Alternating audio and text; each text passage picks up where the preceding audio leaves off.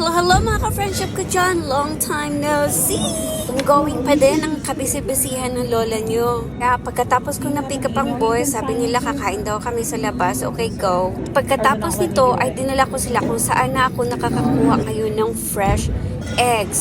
Fresh eggs. OMG. Kasing fresh nito nasa harap nyo. Kita ko lang ang place na to by accident kasi hindi nalhan ko ng pagkain ng asawa ko. And on my way home, sabi ko, maglalamierda nga ako. And then nakita ko, nakalagay yung malaking banner nila, nakalagay eggs. Ay, naku po, talagang ako'y bumalik at nagpunta doon.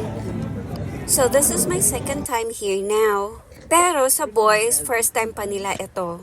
Ang kagandahan this time ay the owner gave us a tour. Kita nyo naman yan. Doon daw nila nilalagay yung mga chicks. Oh, pero sa ngayon walang chicks. Ito lang mga hen and roosters. Hen and rooster talaga ha. Kala nyo feel na feel ko nasa Pilipinas ako. No? Kung naalala ko nung bata pa ako, pagkagising ko, ay nako, sabi ko, lalabas agad yung mga chicken. Tapos ang bahay namin, bahay kubo namin, maliit lang, nasa tabing daan. Kasi ayun, hinakahilera sila doon, madami.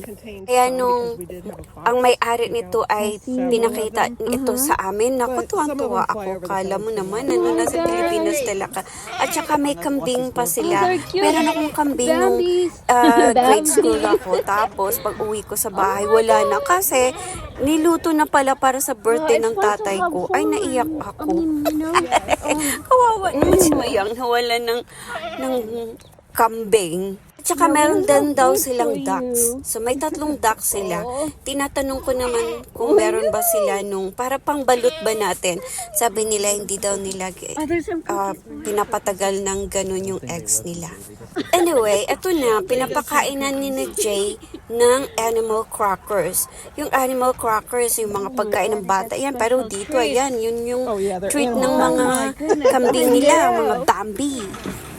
Enjoy kami sa hapon na ito. At kasi talaga naman hindi namin ini-expect na, makakakita kami ng mga live animals na ganyan. At alam niyo ba kung ilang dozens ang nabili kong eggs dito? 8 talaga. OMG. Oh my God. Ano ba naman Mayang? Para ka pa naman mauubusan. Anyway, yun lang. Sinishare ko lang sa inyo yung mga nakikita ko at nakakapagpasaya sa akin.